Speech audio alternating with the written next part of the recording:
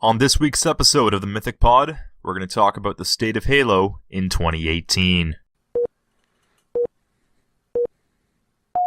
Welcome back, everyone, to episode 7 of the Mythic Pod here on Mythic United. I'm your host, Tony, and thank you for coming back after a one-week hiatus.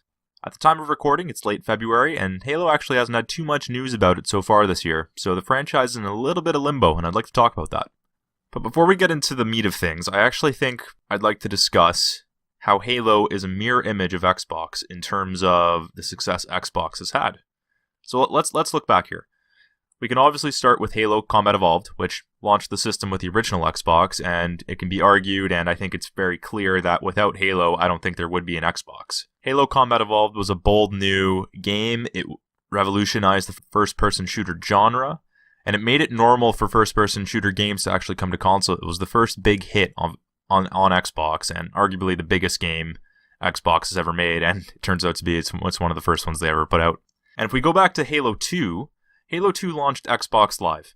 Without Halo 2, I don't think Xbox Live would have picked up in the way it did, and in turn also PlayStation Network. You could argue that as well. Without the massive success of Xbox Live and how Halo 2 made that the place to game, you could argue that console gaming wouldn't be the same. Without it, there would be no Xbox Live when you look at Halo 2. Or at least not Xbox Live in the same vein that we look at it now. And if you go back to Halo 3 even, a lot of people argue, and I think this is a great argument, that Halo 3 was the pinnacle of Halo's success. You can argue that that was also the best time for Xbox, period. It firmly established the Xbox 360 as the console to own. You know, Halo 3 was one of those games where you were looking for somebody who had it. If you didn't own it, you were buying a console to play it. I remember being in, 2007. So that would have been the very start of grade 7 for me. And I remember I didn't have an Xbox 360 at that point, but one of my friends did. And another kid who I wasn't really friends with also had an Xbox 360. And I remember he had it and he got Halo 3. And all of a sudden we were always going over to his house to play Halo until, of course, we got it by ourselves. But, you know, it was one of those games where Halo 3 was just the biggest it's ever been, and you can argue that was really the rocket strapping for the Xbox brand, really. Once Halo 3 kind of released, it was insane. So you can argue that Halo 3 was pinnacle for Halo as well as the pinnacle for the Xbox brand, just in terms of the hype around it. I'm going to skip Halo 3 ODST because that was a bit of a spin-off. I hate calling it a spin-off because it's such an excellent game. It's actually one of my favorite Halo games, but we're going to skip that. But we're going to go right into Halo Reach. And Halo Reach was the last Bungie-produced Halo game, and it was a prequel. It was before Halo 1 that connected the series back to its roots, while also attempting to bring the series forward in a new, kind of bold way, with bold new gameplay mechanics with the armor abilities. It had a rugged look, a little bit of motion blur. It was more realistic. So when you look at it, Halo 3, you know, where it was the pinnacle of success of the Halo brand, Halo Reach was, hey, let's try something new here. Let's return the series to its roots, but also kind of reboot the series in a way. It's going to be more rugged. You're going to have these armor abilities. We're finally going to try to add a new platform in the Halo franchise that's not guns. It's going to be these armor abilities, and that's stayed with Halo since Halo Reach, really. Halo 4 was the first 343 Industries produced mainline Halo game that wasn't Halo Combat Evolved Anniversary. It was a bold new take on the series. They made it their own, and although its multiplayer was met with criticism, I myself don't really enjoy its multiplayer too much. Its campaign is surprisingly good and mature, and it holds up to this day. I recently finished replaying Halo 4 on Legendary. It's actually all the gameplay footage is on www.mythicunited.com as well as YouTube. You know, the future, it looked bright for the Halo series after Halo 4, even though the multiplayer wasn't where Halo Reach, Halo 3, and Halo 2 were, just in terms of how big it was and all of that. Halo 4, you know, it had an excellent campaign, it had a nice art style, and I think a lot of people were surprised by how good Halo 4 was, especially after, you know, Halo 3 and Halo Reach were just so incredible. People were like, oh, okay, Halo 4 is not going to be nearly that good. It's not Bungie anymore. Turns out it was pretty damn good still. You know, the future looked bright for Halo and the Xbox as well, because at that point, it was 2012, I want to say. So the Xbox was close to selling 90 million 360s at that point. It never crested that, but I think it was probably around 70 at that point.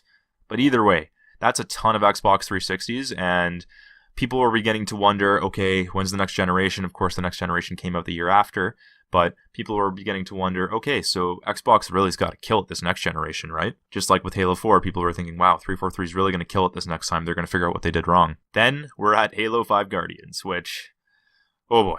So, Halo 5 Guardians, it doubled down on microtransactions with the new Warzone mode and its rec packs. It replaced Big Team Battle. They did bring it back eventually, but they did replace Big Team Battle with Warzone. It stripped down a preposterous amount of features and modes. It really ruined a lot of what Halo 4 set up, which I hated, to be honest, because I love Halo 4 and what they set up with everything that was happening with Cortana, finally dying as an AI, really just being deleted or whatever you want to call it. Chief being kind of lost for the first time. There's this didact thing happening. Like, to me, Halo 4 left Halo in such a good spot campaign-wise, and they really could have gone anywhere with it, and they just went in the completely wrong direction. They actually went backwards, in my opinion.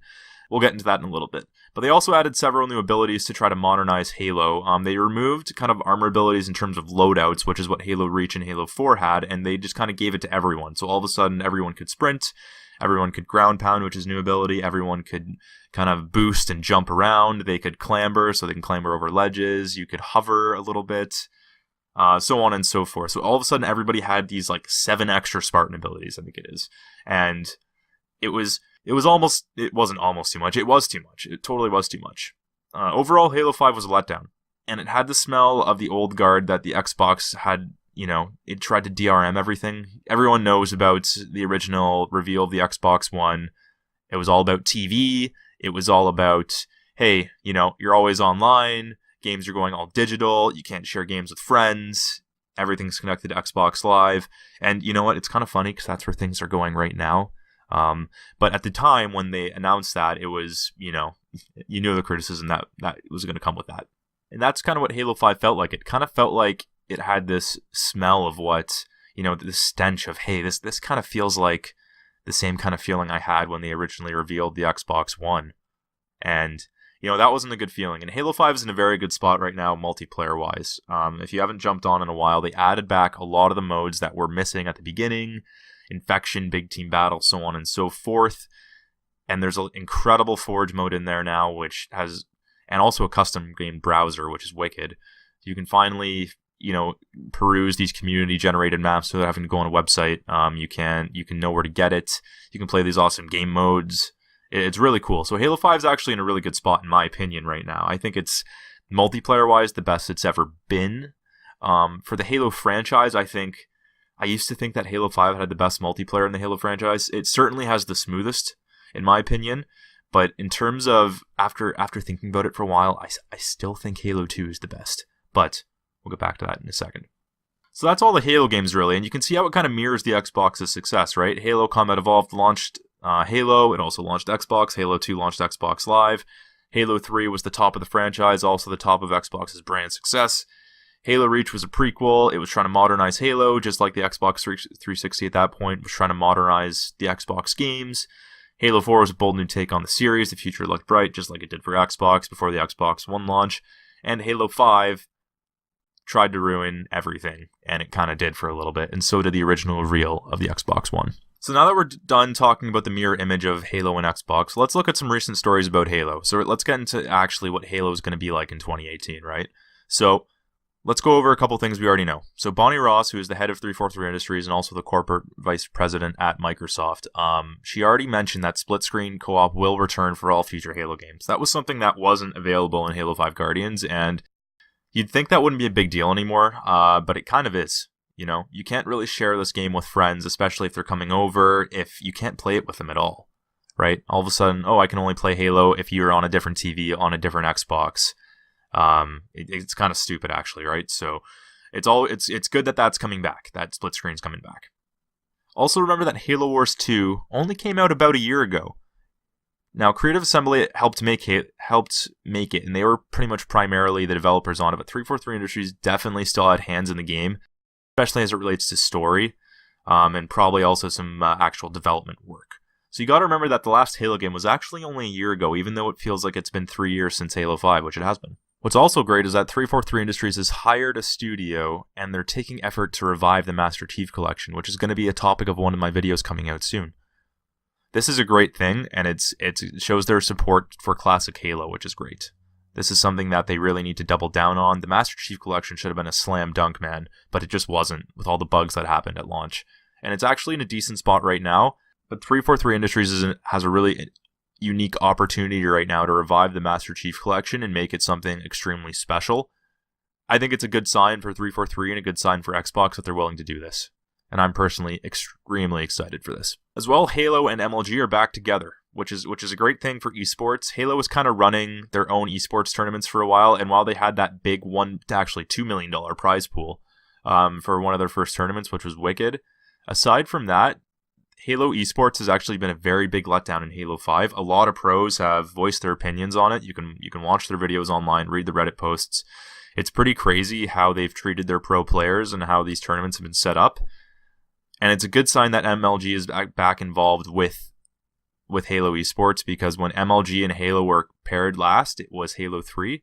And that's when MLG and Halo and esports were actually its biggest, in my opinion, for Halo. You know, you couldn't talk about Halo without talking about the esports that were surrounding it. You know, like I know these players from back then who were absolutely killing it back then. You know, T Squared, you have Ninja, you have Walshy. You know, there's all these guys I just kind of know, and it's like, it's weird how I know their names and how I still remember it after all this time, but, you know, Halo esports used to be an extremely big deal, and it just isn't now. But it's a good thing that MLG is back with Halo, because they can start to bring it back up to where it needs to be, which I'm excited for. Esports is good for Halo. Also, 343, in one of their first community posts of the year, actually might have been their first one, they hinted at new adventures, but not the ones we were expecting. So this is a pretty vague statement, and it shouldn't be too telling. Something that we know, and that's pretty tried and true, is that mainline Halo games take 3 years to develop. Every 3 years, a mainline Halo game comes out. You had Halo 1 in 2001, Halo 4 in 2004, Halo 3 in 2007, Halo Reach in 2010. Now, Reach and 4 are a little bit of an anomaly because you had two different teams working on it, but then you also have Halo 4 in 2012, and you have Halo 5 in 2015. So, in theory, the next Halo game, whether it's Halo 6 or whatever it is, should be 2018. And even though they're saying that there's new adventures this year, but not the ones we were expecting, that doesn't necessarily mean that we're not getting a Halo game this year. I think we are getting one this year. Something also important to note is that the 360 had 3 Halo games, 3 mainline Halo games, 4 if you count ODST, right? You had Halo 3, Halo Reach, Halo 3 ODST, and Halo 4. Right now, the Xbox One only has 1 Halo game. I'm talking brand new Halo games, not counting the Master Chief Collection. You have Halo 5 Guardians, and I'm not going to count Halo Wars or Halo Wars 2 in this discussion. So when you think about it, it's no wonder why the Xbox is kind of hurting for a new Halo game right now. It's like, well, damn, at this point, the 360 had 2 or 3 out, and we only have 1, so come on, let's go, it's time, right? Now, that being said, after all of that, Halo 6 might still be a year or 2 out at this point. But I think that the 3-year development cycle still rings true. So that brings the question of, does 343 release a spin-off game to bridge the story? And I think yes. I think this is exactly what happens. Halo 5 left everything in a mess story-wise, and it needs to be cleaned up before it can be mass-consumed in the way they want it to be. And what I mean by this is that Halo 5's plot was so complicated, and we're going to get into this in a little bit, in a second here, but it was so complicated that, you know, I didn't really know what the hell was going on. And for me, that's interesting, because I'm also someone who consumes some of the extra lore, the books, the comics, and all of that.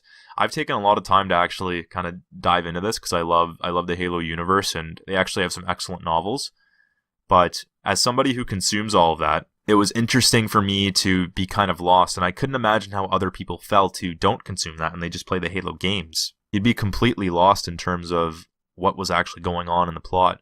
And that was one of the things 343 was talking about. It's like, oh, if you really want to get into it, you need to read the books. You need to do all this stuff. And I get that, because you want people to be buying these things. But man, that's not how you do it.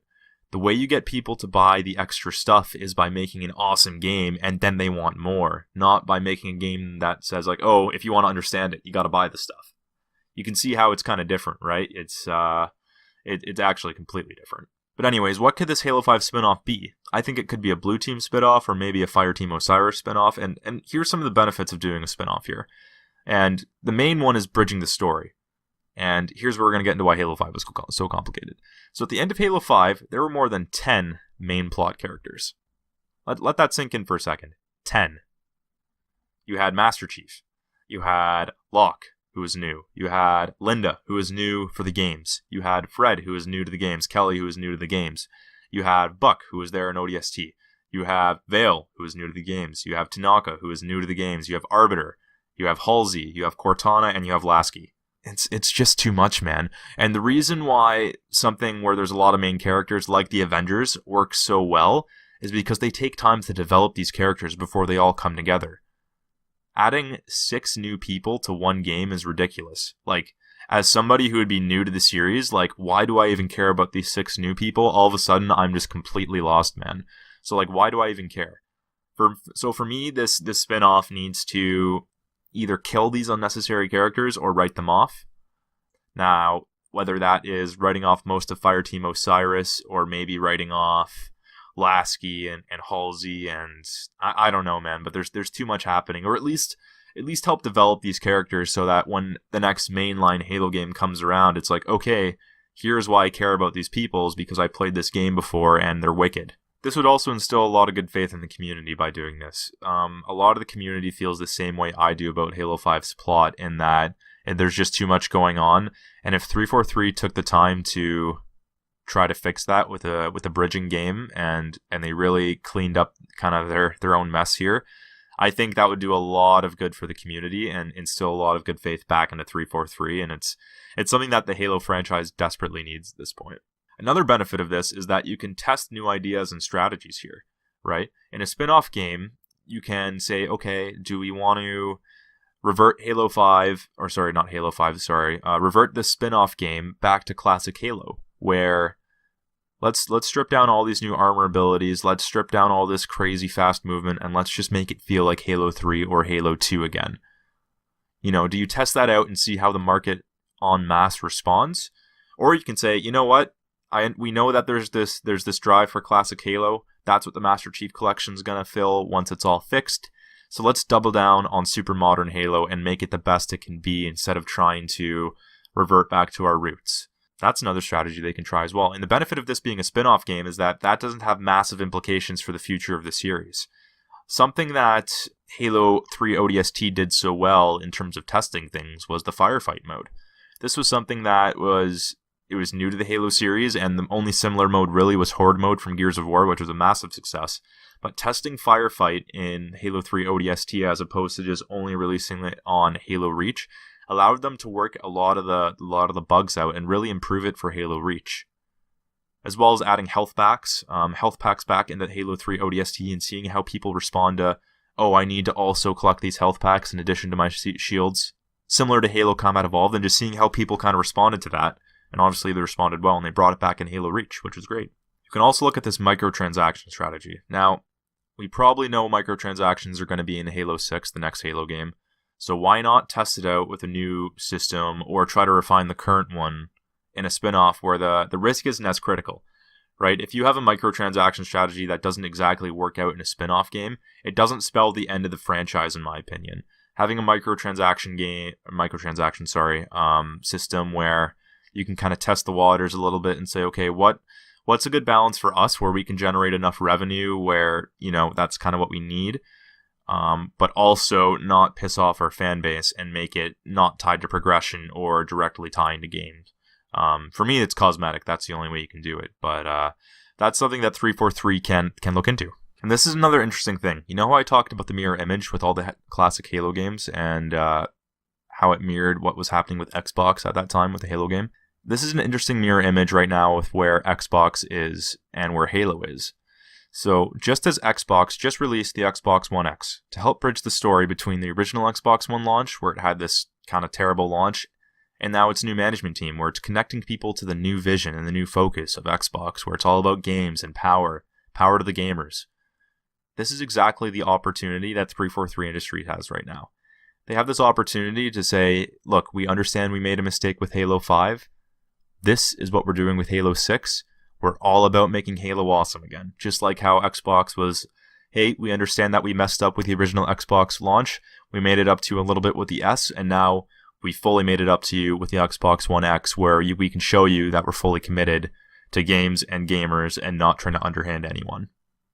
When you think about that and just kind of the way Halo and Xbox have mirror imaged each other throughout their entire tenure together, because they've been together since the beginning, it's pretty incredible. Like, you gotta wonder which one has more of an impact on the other. In my opinion, I think Halo is the most, and a lot of people would say this is true, but hear me out.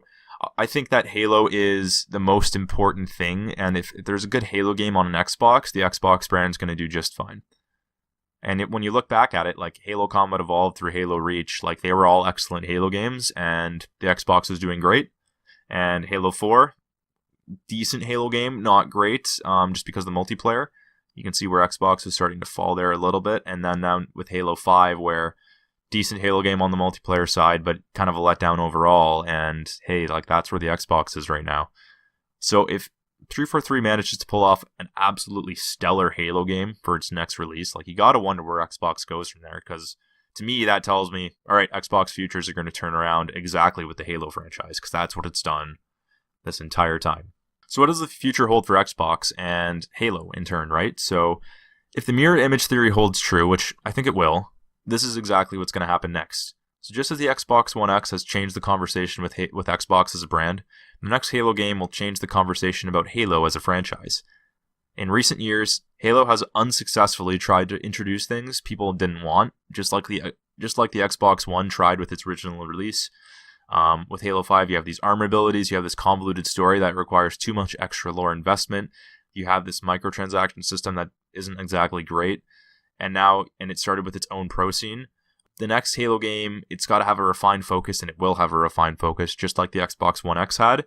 They do need to nail it, just like the Xbox One X and the Xbox One S needed to nail it, and they did nail it. So in my opinion, the Halo franchise is going to mirror that exactly. They're going to nail the next game. And this is how they nail the next game. And easier said than done, mind you. This is all a fan wishful thinking, right? So first things first, you got to focus on the campaign. You got to have an awesome campaign, man. You got to have a solid storytelling. You got to return to a Halo ring, which we know is happening. Spoiler alerts, we know that's going to happen. We know that there's got to be an awesome campaign here. The last time there was an awesome, truly awesome Halo campaign was Halo 4. And really, if you want to go back, Halo Reach and Halo 3 for classic Halo fans. When Halo was at its biggest, it had its best campaigns. So that's what you got to do. You also got to get back to roots gameplay here. So you got to remove all these Spartan abilities. Maybe not all of them, but many of them. Sprint might stay. But Halo 5 had 10 things going on for gameplay, which is, when you think about it as a new player trying to jump into Halo, or somebody just casually wants to jump into a quick game of Halo and they're not going to play it all the time and take the time to learn it too much, like 10 things is a lot to know, right? You have your grenades, you have your weapons, and you have your melee attacks, which, when you think about that, that's what classic Halo had, and when you think about it, that's super easy to understand, knowing, okay, I can shoot my gun, I can punch people, and I can throw grenades. Good, that's all I need to know, right? In Halo 5, you also had sprint. Okay, so I can run faster. I understand that. I can clamber. Oh, okay, so if I jump close to this ledge, I can climb up it. I kind of understand that. I can thrust, so I can move side to side and back and forward, just kind of in quick bursts. It's like, okay, that's getting a little more complicated, but I can kind of understand that. You can hover, so you can hold the left trigger and you can kind of hover in the air for a bit, and you're like, okay, this is getting a little complicated now. You can ground pound, where you can kind of jump and punch down into the ground, and you're like, okay, this is getting really complicated now. You can Spartan charge, where you can sprint and then charge into people or through walls, and you're like, okay, this is really complicated now. And then you get smart scope, so every weapon has a scope, and all of a sudden you're like, why the hell does an assault rifle have a scope? Why does it need one? To me, it's not fun. You need to have your game easy to digest for mass appeal. And that's something that Halo 2, Halo Combat Evolved, and Halo 3, and even Halo Reach to a degree had. You also have to have an awesome, packed multiplayer suite here, just like Halo 3 had at launch. You got to have every mode there available at launch. The community does not like when you have to patch in modes after the game has already launched. Like, why is that not a thing? I understand you got to test new modes and you want to focus on making the game as good as possible for launch, and by putting more modes in there, you're taking time away from people who have time to develop the game, but man, just because things are hard doesn't mean you shouldn't do them. We're talking about a studio here with hundreds of employees, and essentially a blank check by Microsoft to say, make a Halo game and make us a ton of money. To me, there's no reason why you shouldn't have all the modes at launch for the next Halo game. I'm talking Infection right away, Oddball, King of the Hill, Capture the Flag. You need to have big team battle in there. Of course, you're going to have Slayer and Team Slayer. You should have territories in there. You should have VIP. You should have doubles. You should have multi-team. You should have Invasion come back from Halo Reach. You should have Forge. You should have an awesome Forge mode in there right away so the community can start innovating. You should have Firefight return. Firefight's incredible. I don't know why you took it out. If you're going to keep Warzone in there for the microtransactions, you should have that available at launch and just improve it.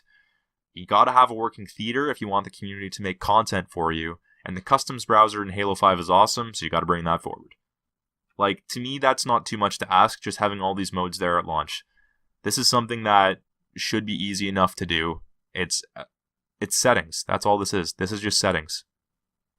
I'm not a developer, but I understand how many people work at 343, and just because something is hard doesn't mean you shouldn't do it. And that's really it, right? You gotta have an awesome campaign, and you gotta have a packed multiplayer suite. You have those two things at launch. Easier said than done, of course, but Halo 6 is going to be great, right? Or the next Halo game, the next spin-off game, whatever it's got to be. And if we're going to talk about the next big Halo game, it's got to have a simple message. And that message is Halo is back. And that has to be, that kind of mirrors just what the Xbox One X had, and that was a simple message. And it was the most powerful console ever. That's all you need to know. And for Halo 6, all you got to know is that Halo is back, man. Everyone who dipped out later, look, Halo's back.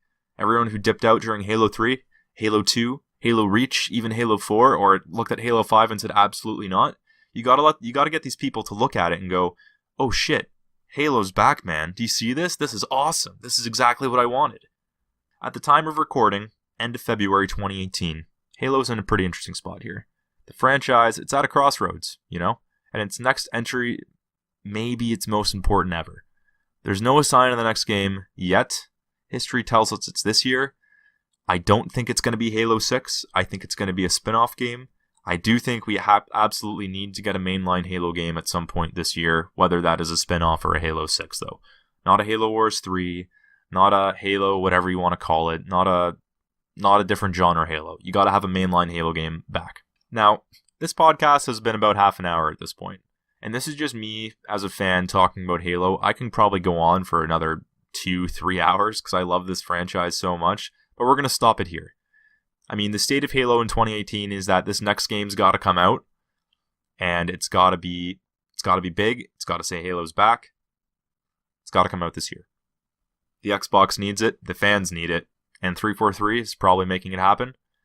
The 3-year cycle should hold true, and the Xbox Halo mirror image theory should hold true. And that's it for this week's episode of the Mythic Pod. Thanks so much for listening, and thank you for coming back after last week's hiatus.